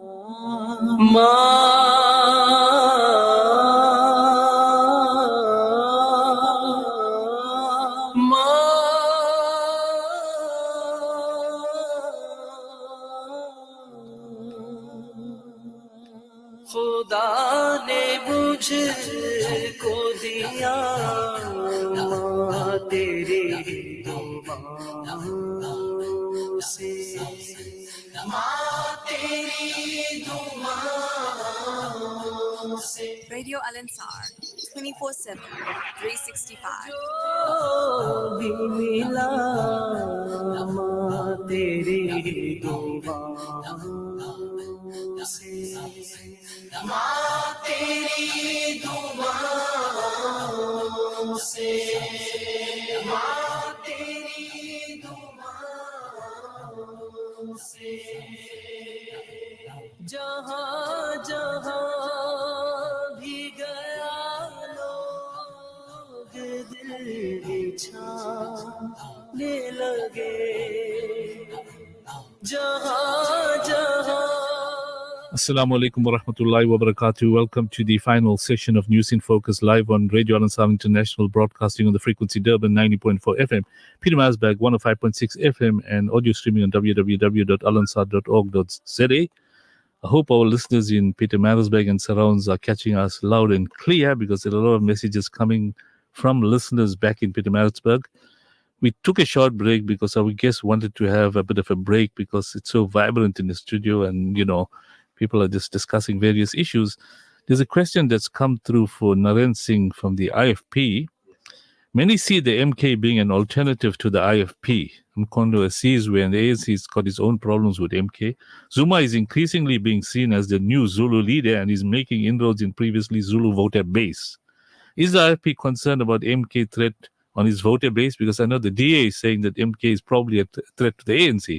But the listener is saying MK is a threat to the IFP. Your comments, Naren? Yeah. Now, firstly, thank you to the listener for that question. We've been asked that question a few times by quite a few people. Certainly, we don't see the MK as a threat to the IFP. As Ravi had said earlier, or I think you said, Yunus, the DA has broken to action, SA, etc., etc., etc. So has the ANC, COPE, MK, and so many others. We think our analysts tell us that the ANC is going to lose a lot of votes to the MK, but we don't see Msholozi being hailed as the Zulu messiah in KwaZulu-Natal. So they have a right to be out there in the marketplace as we do. But what we are, bolstered by is the by-elections that we've had in recent times, and the fact that, just 10 years ago we were running 2 municipalities. Now we're running about 28 municipalities. It's an upward trajectory, and we will, see how the MK does on the ground. They also got their own share of difficulties from what we read, but we're very positive about doing extremely well, particularly in KwaZulu-Natal. And I must say also in other parts of the country. I just got back this evening from a flight to Secunda and Mpumalanga. Last week I was in the Free State. Next week we are in Rustenburg. A few weeks ago I was in the Western Cape. And we're getting, resonance from the people in those areas. In fact, people are calling us and say, why aren't you coming to our areas, Limpopo, etc. So I think the fact that we are constructive opposition at national government and we take up issues there, that are relevant to society, has caused people now to re-look at the political landscape. And because of the despondency in the ruling party, we're very hopeful that we will do well, particularly in KwaZulu-Natal, but also in the rest of the country. I think one listener mentioned a comment here that it's quite optimistic to note that, we have vibrant opposition parties to the ruling party, and that's becoming prominent and quite influential in this year's elections. And he's saying that it's going to be hotly contested. Ravi, I'm going to give you a break, but I want to get back to the DA. One of the listeners have written in and said, as a ratepayer in many of the DA wards, including Ward 31, Chatswood, Phoenix, and all DA wards, he says that the wards are messed up with service delivery, and all the DA is doing is just blaming the ANC for lack of service delivery. Yet they have a significant number of seats in the different municipalities. Now, he's saying, as you know, DAs in EXCO in the municipality, why are your councillors not working? As we notice, ratepayers associations are doing a better job than the DA council, and there's reference being made to many wards. Now, all he's saying here is the DA councillors are using the excuse that they are the minority, and they can't make a difference in service delivery, yet they're not working with the ratepayer associations to improve service delivery. Hanif, your response? Let me give you a very simple, practical example. We had a situation a few days ago where one of the DA councillors, there was a burst water pipe in their ward. They made nothing less than 25 telephone calls, sent emails and WhatsApp messages to the officials to say, please, this is a matter of urgency. Can you deal with it? None of them respond. Those officials are ANC officials. Who do you blame for that? The DA council is not the plumber to go and fix it. They're the representative on the ground. They're entirely dependent on an entire system that's actually supposed to work. And why did the pipe burst in the first place? It's because the government failed to maintain it. But I have to also be honest about certain things, and that there are some areas where sometimes that councillors do not perform like the way it should. We're a massive organization. And we do get those occasions where our councillors could have performed better, which is why we always entertain those complaints. I take telephone calls day in, day out, 365. And where people are dissatisfied with the performance of a DA councillor, we intervene. We take action to make sure that things get better. And we fix it to make sure that there's a better turnaround time to satisfy those people who supported us, because we don't take them for granted. Try doing that with the ANC. Try phoning any single government department here in the city. Even if you have a problem with your electricity or water account, you'll stay on that call for hours if somebody even bothers to answer you. And even when they do, you don't even get the response that you're supposed to. So we do struggle, and we struggle because the people that we have to rely on are themselves ANC officials who are not doing their own jobs that they're supposed to do. The job of the council on the ground is to communicate those difficulties and those problems that occur when they occur to the municipality so that there's quick turnaround time. And you know, where we are in a government situation is a completely different situation. Your previous listener sent in a message and asked about how we can Mgeni. Let's use that as an example. Just before the elections, when the DA took over, the municipality was completely bankrupt. It had millions of rands worth of debt. In about 2 years, that it's now debt-free. 180 million rand was spent on infrastructure investment.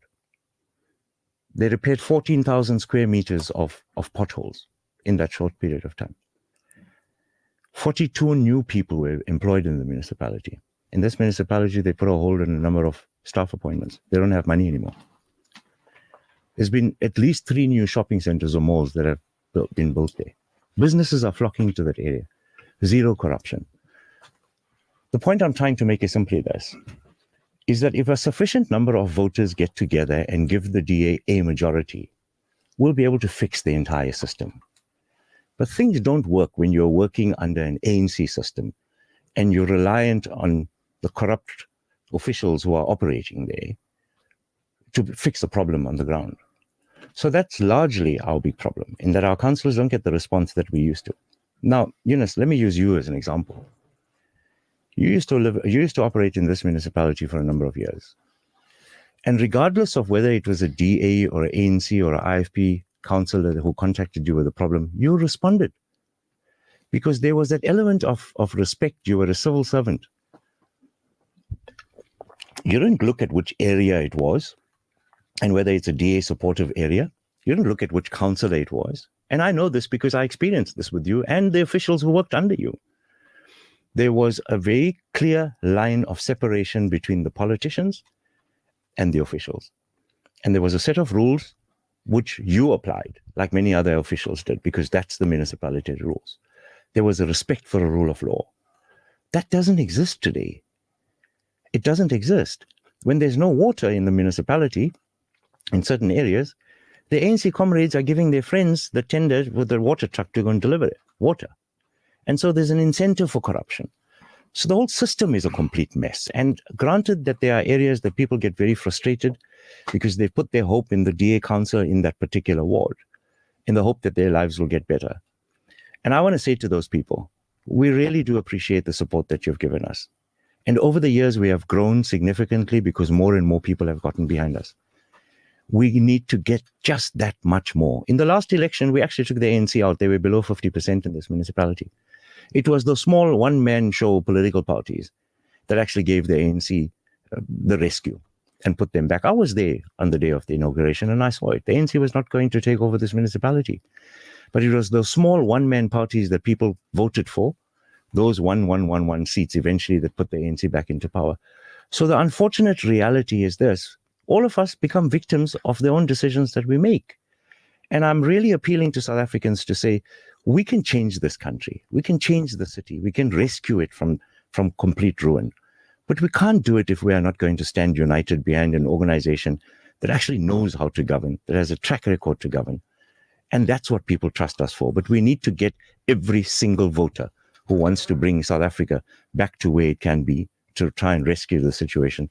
So listeners like the ones who send in the comment will not have to suffer under the current circumstance. Thanks. Okay, I'm going to bring Ravi in, but before that, a listener passed a comment here. Hanif Bhai, don't evade the question of what John Steenhuisen said, but I'm not going to give you a chance to respond now. I'm going to get back to the issue of service delivery.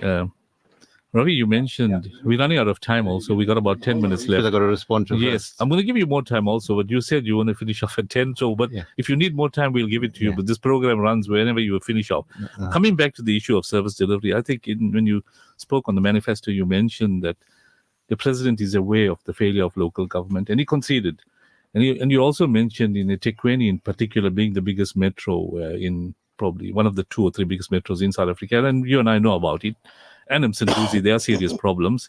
And this working committee led by Mike Mabuya Kulu together with his team, and I think they're trying to rope in Mike Sutcliffe and others who know about local government to assist and improve service delivery. Now, in the light of the critics that are coming through regarding service delivery, which the DA is alluding to now, and infrastructure maintenance, what specific commitments can the ANC make to the residents of KwaZulu-Natal, because that's where the real fun is, to improve these crucial areas? And you could respond to some of the comments that Hanif made. The floor is yours, Ravi. No, thank you very much. Look, I think, firstly, that's precisely what renewal is all about. We have to get back to basics. We have to get the right people for the jobs that have to be done, and we have to fight corruption. And I think all those things are clearly in place. I mean, Yunus, you worked under an ANC municipality, you worked under an ANC mayor, you worked under an ANC executive council, you worked under an ANC city manager. So nobody was praising you at that time that I can recall. In fact, many of the people who praise Mandela now never voted for Mandela then. So the question I would like to ask... So they done me down then, Ravi. Yeah. I'd like to ask, I'd like to ask, if the DA is so obviously such a fantastic party, why do people not vote for you? And the question is, they don't trust you. And they don't trust you because you're basically representing privilege. And that's what we've seen. Compare Khayelitsha to Camps Bay and all of that. I'm not asking for Camps Bay to be replicated there, but simply in terms of levels of service delivery and so on, even sewer flowing in the streets. That's what's there. So people won't trust you to really bring a fair and equitable distribution of resources. You'll govern well for those who are privileged. Now, I don't take your propaganda on Howick. I mean, you had a 10 million rand debt. You didn't have a massive debt, a 10 million rand debt for a municipality. You paid that off and you made a big song of it, and that was your propaganda machine at work. You also, of course, and again, it's a question of saying, get all your, and you represent privilege. So you've got all your business people to say, come guys, let's show and make this thing work. And you're bringing your investment there because they want to back you up. Our constituency doesn't have the resources to bring in like you do. So it's a question of the majority of people not having trust in the DA, and you need to ask yourself why. Secondly, I think let's not beat about the bush in this. I've picked it up. I'll give credit. There's one councillor, DA councillor, who's doing well, who's doing his work. But if you take the other 25, well, Chatsworth, Phoenix, the other 12 wards, and every one, they're getting a hammering on this particular issue. They're not visible, and that's a reality that you have to face. And civil society is taking the space because of that fact. That doesn't make the ANC look good. I'm not saying it's making the ANC look good, but the point is, don't glorify them when they are having those clear difficulties in those particular communities. I need to just, I can't, my political duty is not to allow an undermining of some very important principles. So, Naren, for 30 seconds, let me say that I have to respond to that question of Mandela negotiating with de Klerk. De Klerk didn't go over there and offer, and in fact, the first offer from P.W. Botha was, look, go and live in the Transkei and renounce violence, we'll set you free. Mandela refused. I will not sell my people out. It was the struggles on the ground. It were the people who were dying in detention. It was the mass protests that were... In fact, the ANC had a four-pronged struggle. Mass struggle, underground, MK, which is the military struggle, and the international. It was those that created the pressure, forced them, and they had the foresight to see how long can they last. And of course, there were international factors at play with the Soviet Union falling and then get defeated in Angola. All that cumulatively put the pressure and forced them. There was no change of heart, goodness of a heart, let's negotiate. The people struggled, the people died, and that's what forced them to the negotiating table. I also can't allow some of Hanif's statements to go unchallenged in terms of the level. Stats South Africa released a recent report measuring the progress over 30 years and delivery on almost every item. 4 million houses, for example. The delivery, I've given you the stats on water and electricity. Even in Indian communities, they got title deeds to their homes and the balances written off. And they therefore thereafter had freehold property. This was part of ANC ANC policy that brought that particular delivery. Now, I want to come to, there's two other points I want to make in this slot that I have. The first one is clearly, and I think this is a choice for viewers. Hanif says, in every election, Palestine was an issue, but people still voted DA. Well, from what I am seeing, the 7th of October was not in every election. From the 7th of October to now, what has happened in Palestine is a different level, is correctly characterized as genocide. When children are killed, when mothers are killed, when people are starved, when you are denied water. Now, if you can say to me that that is not going to make people think, that is not going to sit on people's conscience, and they're still going to support the DA because you haven't refuted the DA's position on this matter. You diverted on every other issue, and I accept that it's a political debate, you will do that. But on a question of clear morality, I really appeal to you to say, as one of your MPs did, and I think he resigned, if I recall correctly, I appeal to you to refute that position. You can't not refute that position. It's just unthinkable that any decent South African cannot dissociate themselves from what is happening there. Your statement that you read out in its entirety is propaganda. Even at the time when they're calling for a ceasefire in the earlier stages, there were parties that didn't want to support it. There were parties that didn't want to support it. Part of an international agenda. Very powerful forces here in South Africa as well. And somebody said, it was Naledi Pandor who said, and Naledi Pandor was here and met many communities, and I think was in this, I'm not sure if she was in the station. She said her greatest fear is that if the election results are not in favor of the ANC, and in the first State of the Nation address, the Zionist Alliance will announce that one of the first things they're doing is they're withdrawing the case from the ICJ. Would this directors of this radio station or the viewers, the listeners out there be comfortable with that scenario? Would they be comfortable with a scenario where you would not be able to paint your murals to express your opinion, as is happening in Cape Town? That is the scenario. But my final point is, because international issue is very important, it shouldn't be a decisive issue, I agree. It must be balanced with other important issues. And my final issue is to ask the question, what are the likely balance of forces, political forces, as it appears? Quite correctly, the issues you pointed out have led to a loss of support for the ANC. And that's democracy at work. Because if we don't do things well, we can't expect people to support us all the time. But if we do sufficiently well, and that's why we'll get significant support, even the worst poll says we will still be the biggest party. But what is the scenario that you face? Between the DA and the Moonshot Pact, everybody agrees they can't get more than 30%. Your entire Moonshot Pact. The IFP nationally is a 5% party. So what does that leave? Where is that 60 to 70% lie? The bulk of it lies with the ANC. And then you have the EFF and possibly MK.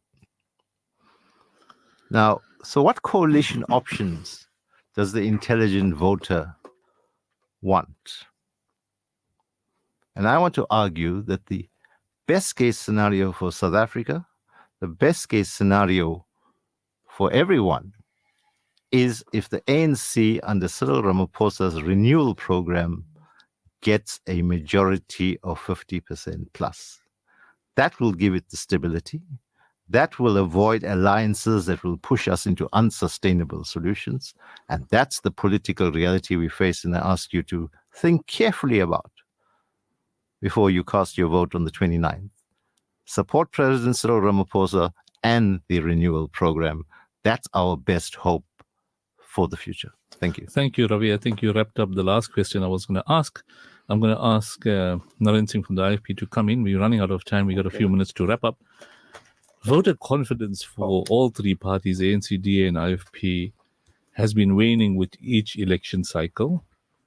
What will your party do differently to restore faith in the political process and ensure that governance truly reflects and will and the needs of the people? Ravi answered the question. Yeah. Okay, let me just respond to Ravi last statement that, if the ANC get 50% plus one, that will bring stability in the country. Do South Africans want more of the same? There's a sense of I'm an eternal optimist, but there's a sense of despondency in the country by the majority of the people. And if you give the ANC that 50% plus one, you're going to have another 30 years of a failed government. And I don't think our listeners want that. The biggest challenge I think we have in the country is armchair critics. 14 million registered voters do not go to the polls. And if they do not go to the polls, what are they saying? That they are happy with the status quo. So our appeal to the listeners out there, whoever you vote for, just go out there and make your cross. South Africans are calling for change, and the only way you can get change in South Africa from what we have at the moment is to go out there and make that cross. And this appeal goes out, and I hope, Eunice and the directors, that we have many young listeners on this program, over 18, because the 18 to 35s are extremely seriously guilty of not going out. And this government and the future governments is about their future, not our future. We always talk about, every politician will come here, will talk about the future of our children and our grandchildren. Let them also be involved. They can be involved. And my appeal to them is, if you want change, if you want accountability, if you want good governance, if you want a party that's tried and tested for 10 years in KwaZulu-Natal, if you want a party that makes constructive criticisms and contributions in national parliament and everywhere else, then the IFP is the party that you should vote for. So I appeal to your listeners to consider us very seriously to be the drivers of change in South Africa and in KwaZulu-Natal in particular. Thank you, Naren. One of the listeners sent a message here to say they certainly acknowledge the intervention of our current government, the ANC government, relating to the intervention in Palestine at the expense of a lot of financial and political problems that may emanate. Hanif, what will your party do differently to restore faith in the political process other than attacking the ANC and ensure governance truly reflects the will and needs of the people? Part of our responsibility is to point out what the ANC has failed at. It's the reason why people voted for us, to be their watchdog, not to keep silent when the ANC is stealing their money. And of course, it's our job to criticize them. They might not like it. But everything that we speak about is factual and what has happened in our country. And let's be honest, it's because of exactly that role that we have played. The DA went from 8 members of parliament at one stage to more than 80 in parliament. Because we've played the role of exposing the ANC every single step of the way, and that's what people wanted from us. That's why they voted for the DA. And that's why they got behind the DA. But we cannot be a political party that replaces the ANC's poor governance with the DA poor governance. And that's why everywhere, wherever the DA was given the opportunity to actually govern, we made sure we got the basic fundamentals right. Number one, we don't steal people's money. Number two, we employ the best people to get the job done. And number three, we hold people accountable when they do not perform. Because if we don't perform in that way, the voters are going to hold us accountable and not elect us again in the next election. And we have said on a number of occasions in many platforms that if the DA doesn't perform in government, people shouldn't be voting for a party. That's what democracy is about. Is if we don't perform, then we should not be elected. But judge us on our track record, and wherever we've governed in more than 30 towns and cities across the country, the Western Cape is almost like another world. People go there and they say it feels like another country altogether. Things work where the DA governs. We put people's money to work. We don't put the money in our pockets. That's how the ANC operates. There was a time in South Africa that the ANC had a 2/3 majority, if I'm not mistaken. Where are they today? They're not going to win this next election. The ANC knows that. That's why my friend Ravi is saying, give us 50% plus one, because they know they're not going to get the 50% plus one. They're not talking about 60%. They're trying to stay in government because they too know they're not going to stay in government. So my message to South Africans is simply this. For decades, we suffered under this government. We now have an opportunity to take them out completely. But what must follow thereafter is a government that actually has a track record, who's capable, who will not steal your money. The difficulty that we have here in KZN is that our politics is very fractured. The ANC is not going to get 50%. They know it. My worry is that in this last few months, they know they're getting out. They're probably looting everything that they can. And when the next government comes in, there's hardly going to be anything left. But that's why it's important that every single voter needs to go out and vote, so that we end up with a government, even if it's a coalition government, that is responsible, level-headed, and will put the interest of people first. Unlike the ANC, that they spent all the 30 years actually stealing our money. But it's up to the voters to decide. We all get the government we deserve. And if we don't go out and vote, we don't have a right to complain. Thank you, Hanif. I'm going to give Ravi 2 minutes to give his closing comments, and we can then wrap up. We're out of time by 10 minutes. Ravi. Yeah, no, Naledi Pandor made the statement, which has nothing to do with Palestine, which I identified with very strongly. When she says, she's not corrupt, I'm not corrupt, and there are many, many leaders in the ANC who are not corrupt. The fact that the ANC is below 60% is because of the renewal process which is started, and people are leaving who cannot deal with the consequences of the renewal process, which is a good thing. In fact, we're very clear in our own discussions. I mean, I think Khalima Motlanthe made that very strongly. To say you rather be in opposition rather than be able to deal with things that you cannot defend. And that renewal process has led to exodus of those people who can't deal with the consequences of the renewal process. So it's a bit, misleading to say that there's a saying, be careful of what you wish for. Because you're wishing for the ANC to be below 50%, but that balance is not coming to you. What we are losing is not coming to you. What we are losing is going to the MK party and the EFF. That doesn't help your cause. So what does that mean for possible coalition in the future? And I come back to that particular point. And that's why we say the absolute majority for the ANC is critical to the stability of the country, is critical to the renewal program, is critical to the economy reigniting, and that's the real fundamental basis of everything. And a lot of the building blocks have already been put in place. It's not like you're going to have to start planning. It's accelerating it.